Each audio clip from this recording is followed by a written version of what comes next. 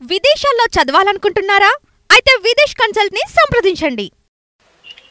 చట్టం మీకు నాకు మంత్రి సత్యనారాయణ రాజుకి ఆ పక్కన ఉన్నటువంటి శివాలయం కట్టిన ఆయనకి లేకపోతే చిత్తూరులో కట్టినటువంటి కల్కి ఆయనకి లేకపోతే విశాఖపట్నంలో ఉన్న ఎవరికైనా ఒకటే. అంతేగా చట్టం నిబంధనలు nobody is above the law. Everybody should respect law and you should obey the law. As per the norms ప్రకారం నీ బిల్డింగ్ కన్స్ట్రక్షన్ ఉండాలి.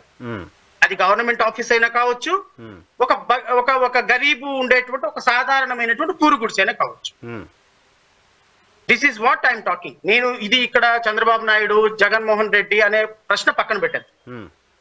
ఇప్పుడు సత్యనారాయణ రాజు, జడా శ్రవణ్ కుమారు లేకపోతే నరసింహరావు అది కూడా పక్కన పెట్టాను. ఎవరైనా సరే ఒక అధికారికంగా కట్టినప్పుడు దానికి పర్మిషన్ ఉండాలి. నదీ పరివాహ ప్రాంతంలో ఏ విధమైన కట్టడం ఉండకూడదు. నదులకు సంబంధించి నేషనల్ గ్రీన్ ట్రిబ్యునల్ ఇచ్చినటువంటి జడ్జిమెంట్ కు అనుగుణంగా ప్రతి కట్టడం కూడా కట్టబడాలి. ఎంత హైట్ లో కట్టాలి, ఏ విధంగా కట్టాలి, నదికి అవతల కట్టాలా, నదికి డిస్టెన్స్ తీసుకొచ్చి కట్టాలా, మన ఎకో సిస్టమ్ ని గౌరవించాలా, వీటన్నిటికీ కూడా ఒక చట్టాలకు అనుగుణంగానే ఏ గవర్నమెంట్ బిల్డింగ్ అయినా కట్టాలి, ఏ గవర్నమెంట్ కార్యాలయం అయినా కట్టాలి, ఏ హోటల్ అయినా కట్టాలి, ఏ హాస్పిటల్ అయినా కట్టాలి. ఈవెన్ ట్రస్ట్ బోర్డు, అనాథ శరణాలయం కూడా చట్ట నిబంధనలకు లోబడి ఉండాలనేది నేను భావించే వ్యక్తిని. ఎందుకు మీరు భావిస్తున్నారు శ్రవణ్ కుమార్ అని అడిగితే నేను స్ట్రైట్ ఒక ప్రశ్న చెప్తా. అనకాపల్లిలో గత 15 రోజుల క్రితం ఒక అనాథ శరణాలయంలో అనుమతి లేకుండా అనాథ శరణాలయం నడుపుతున్న ఒక అనాథ శరణాలయంలో ఒక కల్తీ ఆహారం తిని 3 పిల్లలు చచ్చిపోయినారు, 150 పిల్లలు అస్వస్థకు గురయ్యారు. ఎవరు రెస్పాన్సిబుల్ నరసింహరావు గారు దానికి? అంతే కదా, ప్రాణాలు పోయినాయి. గవర్నమెంట్ రెస్పాన్సిబుల్, చట్టంగా డెఫినెట్ కదా. గవర్నమెంట్ ఎప్పుడు రెస్పాన్సిబుల్? అనాథ శరణాలయాన్ని నడిపేటువంటి వ్యక్తుల మీద అజమాయిషీ లేకపోవడం కరెక్ట్. అనాథ శరణాలయాన్ని ఎలా నడపాలి, పిల్లలకి ఏ ఆహారం పెట్టాలి, ఆహారం పెట్టేటప్పుడు నియమాలు పాటిస్తున్నామా లేదా, ఫుడ్ సేఫ్టీ స్టాండర్డ్స్ పాటిస్తున్నామా లేదా, ఈ పిల్లలకి ఎవరైనా తీసుకొచ్చినట్టు ఎవరో ఆహారం తీసుకెళ్తారు, విషం కలిపి తీసుకెళ్తారు, పిల్లలకి డొనేట్ చేస్తారు, పెట్టేస్తారా మీరు? అదే కదా, చెక్స్ అండ్ బ్యాలెన్స్ ఉండాలి. Moment sir. నీకు స్టాండర్డ్స్ లేవు, సో నీకు రూల్స్ లేవు, రెగ్యులేషన్స్ లేవు, పర్మిషన్ లేదు, ఏమి లేదు. నీ ఇష్టం వచ్చినట్టు ఒక అనాథ శరణాలయం నడుపుతున్నాను, ఒక 50 మంది పిల్లలను తీసుకొచ్చి అక్కడ కూర్చోబెట్టి విషాహారం పెట్టి చంపేస్తే హూ ఈజ్ హెల్డ్ రెస్పాన్సిబుల్? అనకాపల్లిలో జరిగింది సార్. అనాథ శరణాలయం కదా సార్, వదిలేద్దామంటే పిల్లలు చనిపోయిన తర్వాత ఎలా వదిలేస్తాం సార్? ప్రాణాలు కదా. నిన్న జగ్గయ్యపేటలో జరిగినటువంటి సిమెంట్ ఫ్యాక్టరీలో బ్లాస్ట్, నిన్న అచ్యుతాపురంలో జరిగినటువంటి బ్లాస్ట్, 17 మంది చచ్చిపోయినారు, 100 మంది గాయపడ్డారు. సరే, ఎంతమంది గాయపడ్డారు అఫీషియల్ లెక్కలు. ఇక్కడ నేను అనేది ఏంటి అంటే, ఒక ప్రభుత్వం ఒక ఇన్స్టిట్యూషన్ ని లేకపోతే ఒక అక్రమంగా ఒక ఇన్స్టిట్యూషన్ నడుపుతున్నప్పుడు దాన్ని ఐడెంటిఫై చేయకపోవటం వల్ల, పరిమితికి లోబడి రూల్స్ అండ్ రెగ్యులేషన్స్ కు లోబడి జరగకపోవటం వల్ల రేపొద్దున జరిగే అనర్థాలకి who is held responsible? For that only the system is there. రేపొద్దున కృష్ణా నది పొంగుద్దండి, కట్టడాలన్నీ ఉంటాయండి, ఆల్మోస్ట్ ఆల్ అక్కడికి వెళ్ళే కట్టడాలు లేకుండా ఊరి మీద పడిపోతుందండి. ఎవరు రెస్పాన్సిబుల్ దానికి?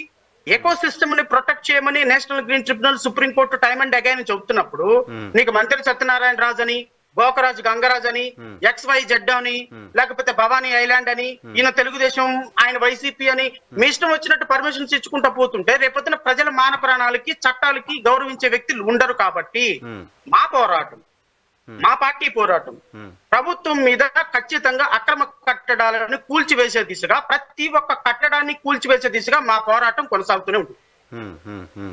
అబ్సల్యూట్లీ ఏ అక్రమ కట్టడాన్ని కూడా కొనసాగించడానికి, ఏ అక్రమ కట్టడం కూడా రాజకీయ నాయకులు అండదండలు ఉన్నాయి కాబట్టి మేము లక్షలు కోట్ల రూపాయలు బిజినెస్ చేసుకుని రాజకీయ నాయకులకు షేర్ ఇస్తామంటే కుదరదు. సో కాబట్టి నేను ఇప్పుడు స్ట్రైట్ పాయింట్ కి వచ్చేది ఏంటి అంటే, నరసింహరావు గారు మంచన సత్యనారాయణ రాజు అనేటువంటి ఒక వ్యక్తి, అతను న్యాచురోపతిని డెవలప్ చేస్తున్నాను అని దేశవ్యాప్తంగా ప్రాముఖ్యం పొందినటువంటి ఒక ప్రముఖమైనటువంటి వైద్యుడు. I'm appreciating for that. ప్రతి చిన్న అంశాన్ని ప్రజలకి కూలంకుషణంగా చెప్పే దాంట్లో he's an expert. At the same time మీరు ప్రజలకి మంచిగా ఉండండి అని చెప్పేటప్పుడు మీరు మంచిగా ఉండాలి. కరెక్ట్, బాగా చెప్పారు. మనిషి యొక్క ఆరోగ్యం గురించి చెప్తున్నప్పుడు ప్రకృతి యొక్క ఆరోగ్యం, దేశం యొక్క ఆరోగ్యం, నది యొక్క ఆరోగ్యం కూడా ఇంపార్టెంట్ కదా.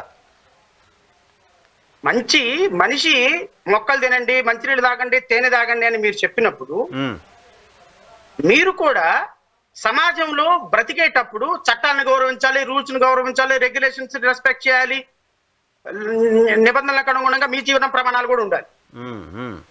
అంతేగాని మీరేమో ఇల్లీగల్ కట్టడాలు, ఇల్లీగల్ కన్స్ట్రక్షన్స్, మీరు పర్మిషన్ తీసుకుందేమో మొక్కలు పెంచడానికి ఔషధ కేంద్రాలే. You have obtained permission for plantation, ఔషధ మొక్కలు పెంచడానికి పర్మిషన్ తీసుకున్నారు. ఒక ప్రముఖ బీజేపీ నాయకుడు గోకరాజు గంగరాజ్ ఆధ్వర్యంలో ఈ మొత్తం వ్యవహారం అంతా నడిచింది. గవర్నమెంట్ దగ్గర నుంచి పర్మిషన్ తీసుకునేది ఒక పర్పస్ కి, మీరు ఇమ్మీడియట్ గా అది ఒక పెద్ద హాస్పిటల్ అని పెట్టేసేసి అక్కడ రేకుల షెడ్లు వేసేసేసి కన్స్ట్రక్షన్ ఇష్టం వచ్చినట్లు చేసేసి లక్షల రూపాయలు, కోట్ల రూపాయల ప్రజాధనం మీరు కొల్లగొడుతున్నప్పుడు మీరు బిజినెస్ చేసుకోండి. I don't mind at all, me business మీరు చేసుకోండి, దాంట్లో మాకు అనవసరం. కానీ మీరు చేస్తున్నటువంటి బిల్డింగ్ అంతస్తుల భవనం, మీరు నివాసం ఉండేటువంటి, మీరు లక్షల కోట్లు సంపాదిస్తున్నటువంటి భవనం, అది నదీ పరివాహ ప్రాంతానికి 100 మీటర్ల లోపు ఇల్లీగల్ కన్స్ట్రక్షన్ గా ఉన్నది అని నేషనల్ గ్రీన్ ట్రిబ్యునల్, సిఆర్డిఏ పదే నోటీసులు ఇస్తుంటే మీరు ఆ నోటీసులకి రెస్పాండ్ అవ్వకుండా రాజకీయ నాయకులకి లక్షల కోట్ల రూపాయలు మీరు లంచాలు ఇచ్చి వాటిని మీరు బైపాస్ చేయించుకొని ఇల్లీగల్ గా వ్యాపారం చేస్తున్నటువంటి మీరు నీతి సూత్రాలు చెప్పడానికి ఎలా ఎలిజిబుల్ ఈ సమాజానికి ఒక్కసారి నేను అడుగుతున్నా. నరసింహరావు గారు, ఆంధ్రప్రదేశ్ రాజధాని ప్రాంత అభివృద్ధి ప్రాధికారిక సంస్థ Vijayawada RC number MAU 61 DPO AMRV UAC/1/2019 dated 5/2019 మే నెల 2019, 6వ నెలలో 2019 almost all 15 notices were issued by CRDA. 15 illegal construction నేను చెప్తాను. నరసింహరావు గారు, 2 శ్రీ మంతెన సత్యనారాయణ రాజు, తండ్రి M రామరాజు, ప్రకృతి ఆశ్రమం, వెంకటపాలెం గ్రామం, తుళ్ళూరు మండలం. ఈ క్రింది వివరించిన ప్రదేశములలో ఆమోదించబడిన ప్లాన్ కు విరుద్ధంగా మరియు నేషనల్ గ్రీన్ ట్రిబ్యునల్ ఆదేశాలకు విరుద్ధంగా అభివృద్ధికి నోటీసులు జారీ చేయటం అనేది సెక్షన్ 114A నుంచి 114B, 114C, 114D of CRDA act.